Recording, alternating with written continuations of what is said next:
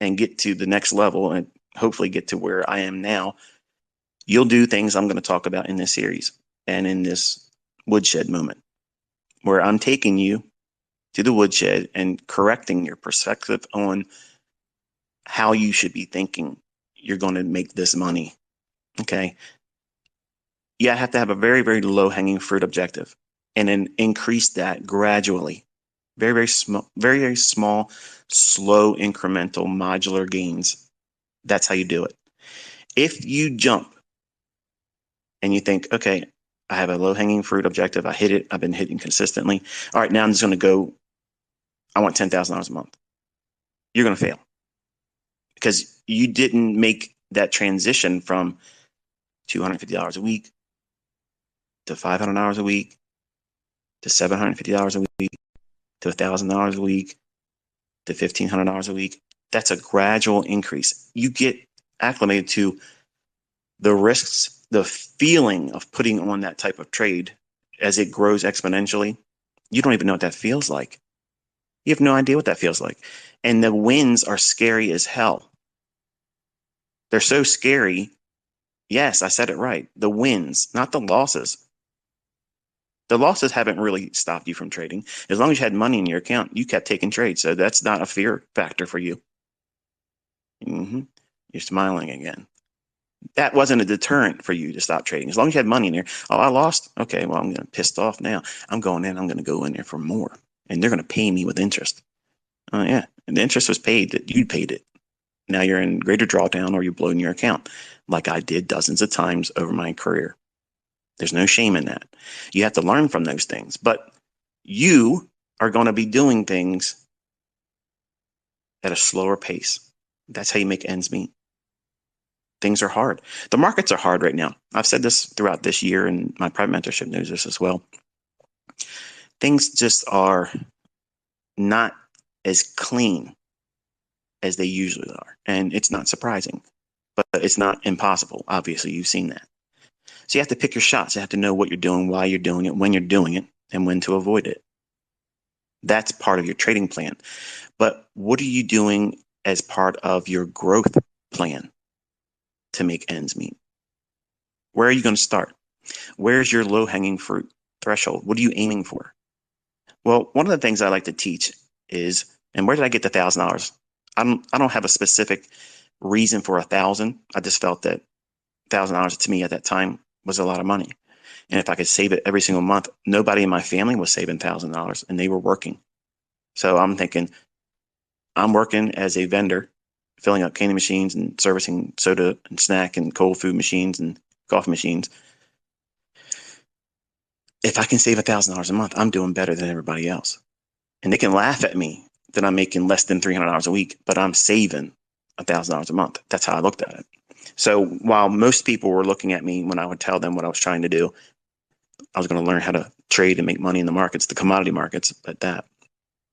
And they would crinkle their nose up at me and say, dude, are you serious? Like, you're going to lose your ass in that. You're going to lose your shirt. There's no way you're going to find profitability. People go broke and kill themselves. And that's true. And honestly, by the grace of God, I didn't do those things that would have led to those types of decisions. Not that I would have harmed myself, but I've known people that these markets have caused them to check out. And it's sad because they put too much stress on themselves in the beginning. See, that's what educators do wrong. And admittedly, when I first started teaching way before I should have in 1996, I didn't incorporate this in my teachings. I was teaching go for broke, get rich or die trying, that type of mentality, everything all in, without being vulgar. I almost went there. I did not incorporate what I was learning at the time, which was small, little incremental shifts in growth, going higher and higher gradually. And when I would get the big run-ups in my equity as a new trader, admittedly, I couldn't tolerate that excitement, that overzealous feeling of, I just made more money than my entire family collectively in a year, just this week. That's too much for a young man, especially from where I came from. Like it's unfathomable. It's a scary, overwhelming, intimidating feeling. And the only way I could make myself believe that it was real was I had to do it again right away. Otherwise, it was luck. And sometimes I would get lucky again. But eventually, pushing my luck and trying to do better than the last two trades, three trades, more risk, no stop.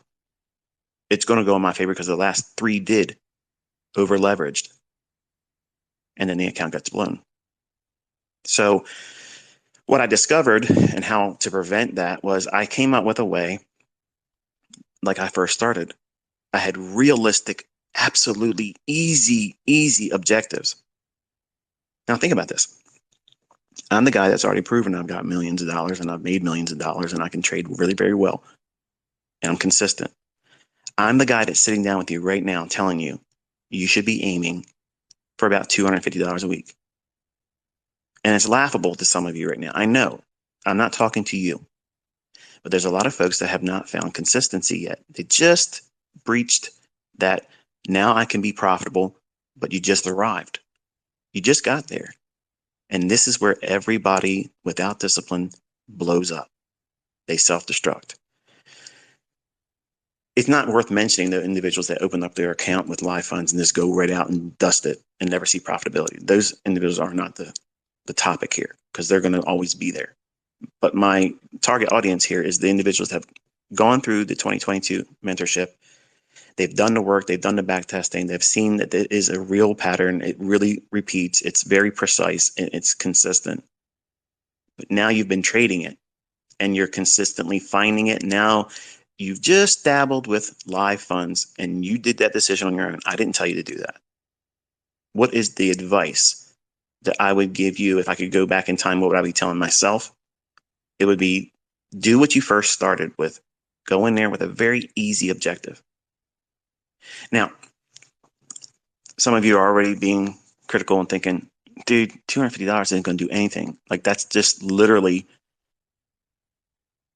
well, gas for one tank a week now, if you're getting one tank. And maybe a week's worth of groceries if you're single with no children. I don't know. I mean, I know it costs me a lot of money to put food in the house for my boys because they're growing and it's not easy. It's not cheap. But with ends, this series, I'm trying to cultivate this mindset as these new breed of traders that I've created here in 2022. How you can go out there and grab a hold of consistency and longevity. And it's the secret that I found, which I didn't place too much emphasis on in the beginning. I quickly abandoned it and it caused me to go into tailspins. But if you go in and you start thinking to yourself, okay, if I can make $250 a week consistently, and I stop there and I do that consistently, that's $1,000 a month. Now, you all want to leave your job. Some of you do, oh, I love my job. I really don't want to. You want to leave your job. Don't lie to me and don't lie to yourself. If you could sit home or sit on a beach somewhere and knowing that you only put in 90 minutes in a work day, taking a trade that you've basically stalked for a couple days and you made more than your job would have paid you for that month. Nobody wants to stay working in that environment. Okay, forget about it. You're not gonna convince me, and you're not gonna convince anybody else that you love your job so much that you want to give your personal time and freedom and be away from your family to make somebody else rich. Okay, say that bullshit. Nobody believes that. So you all want that. That's why we're here. That's why we're trading, because we want to lead the rat race. And guess what? That's commendable because there's a lot of people that say, you know what, it's too hard. I'm just gonna suck it up. And they medicate themselves with alcohol and drugs and extracurricular things in their marriages and their relationships. That's a destructive path. Whereas if you just simply say, hey, I have to have a job right now, but I don't have to have a job the rest of my life. I don't have to have that. That's a decision you're making. And that is still in your control, even with the things that are in play right now. Inflation, the struggles with, employment, finding, affordability. with everything, housing, cars, all that stuff. I'm going to tackle all that stuff in this series. I'm making a practical trading series. See, it's not enough to simply say, ABC, 1, 2, 3, here's the system, here's the setup, and go in and trade it and make money. That's not enough. It's too myopic. You're giving a child a loaded gun. That's never good, because harm is going to come. It's inevitable. So I know I've given you a 50 caliber Barrett, and you don't even realize it yet. But if you understand where you're going with it, what are you going to do with it? You'll see how easy it is to build wealth. Wealth doesn't happen right away. Now, your goal should be to work towards being rich. Rich is not wealthy. Wealthy is where the money's making money for you. Rich is where you don't need to work to make your bills. There's a difference there. So what I have thought about, and I'm using my son Caleb as a guinea pig, things are very, very expensive right now. And my oldest son that lives with me, he's about to get his driver's license, and he wants a Camaro. Now, no no sound mind, sober-minded parent would buy their teenage boy a Camaro as their first car. I know that. I wanted to do that. But my wife said, you know, that's not right. So I told him, I said, well, I will tell Caleb to give you his car, which I bought for him too. Now, before you get in there and start saying, oh, you shouldn't do this, shouldn't do that, I think every dad should give their boy their first car. It doesn't have to be the best car, but I needed that help when I was younger, and I got it. So I'm doing it for them. But their tastes in cars obviously are much more expensive now without needing to be high-end cars. So case in point, I told Caleb, I said, look, part of your development is you're going to give up the car that I got you. And you're going to give that car as a starter car to your brother. And I'm going to give you a new Toyota Tacoma truck. So that was the plan a week and a half ago, I think it was. And I bought it the same day I bought my own truck. So I told him, I said, this is the truck I think you should have. It's a decent one, 6-cylinder. It's a Toyota. You can put 1,000,000 miles on this thing. It'll drive forever. Okay. He liked it. So I went and I bought it. Now, Toyota Tacoma trucks. Now, some of you are already wanting to turn the video off or turn off the space, but that's okay. You'll want to come back to these types of lessons once you lose your money. That truck cost me $55,000, and that's with them taking some off. Yeah. So I do a lot of deals with Jones Junction. I've spent about $600,000 just in 2 years buying cars from them.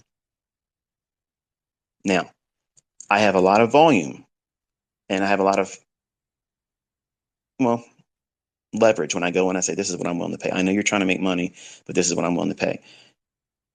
They only came down $3,000 off of that price of that Tacoma. Why? Because they had somebody in there ready to buy it too. But they were giving it to me. It may not be the best business practice to talk about openly, but because I do a lot of business with them, they were like, look, if you pay this, we'll sell it to you. But they're out there waiting to talk to us about that too. So I scooped it up and bought it. Hate me. But he has that pickup truck sitting on my drive pad. He can't have it yet because this is all part of this series.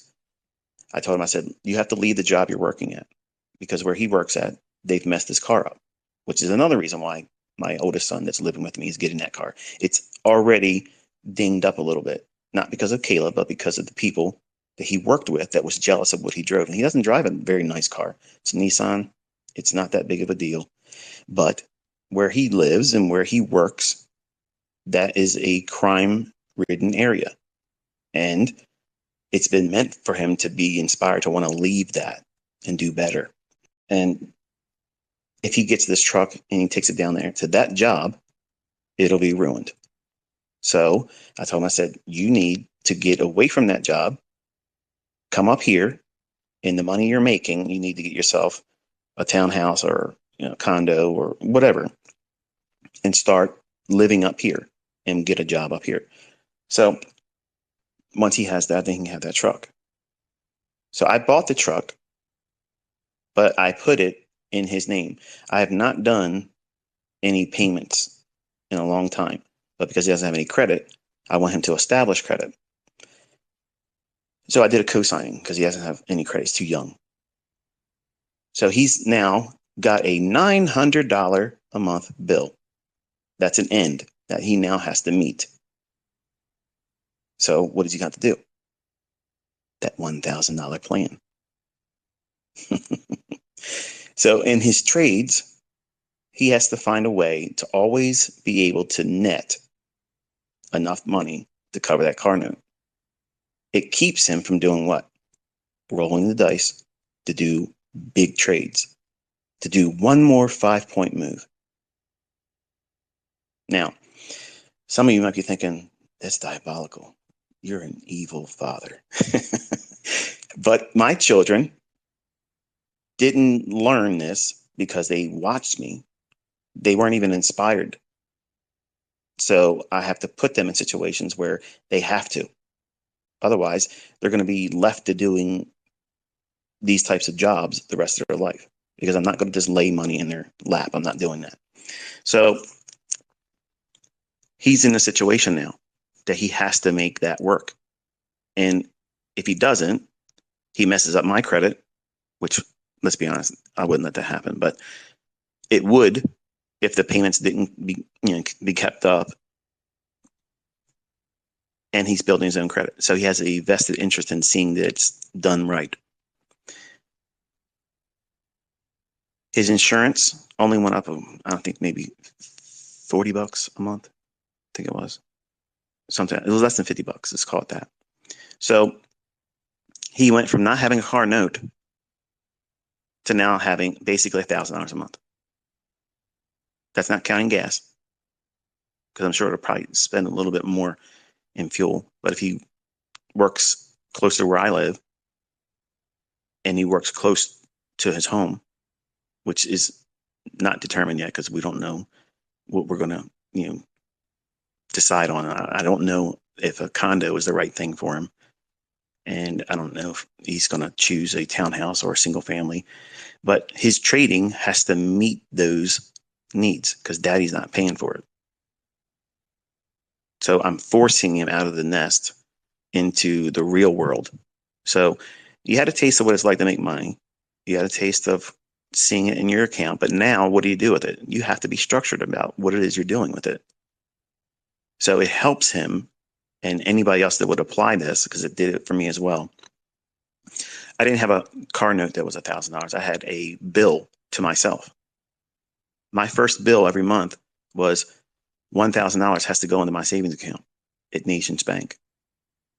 That's where I was doing business. So all of my focus was making money to guarantee that I had that $1,000 a month to pay me first. Then I had a car payment. Then I had insurance. Then I had gym memberships and whatever things I was doing that were extracurricular, which at the beginning my trading wasn't much. Anytime I'd go out to eat with my friends, that kick around money, that pocket change, that would be after I paid my bills. And the first bill I paid myself was the $1,000 a month. So I lived on that principle that I paid myself first. And then everything else, whatever I had left, I lived on that. So I'm forcing my son into that. And I'm telling you as my students to do that same thing.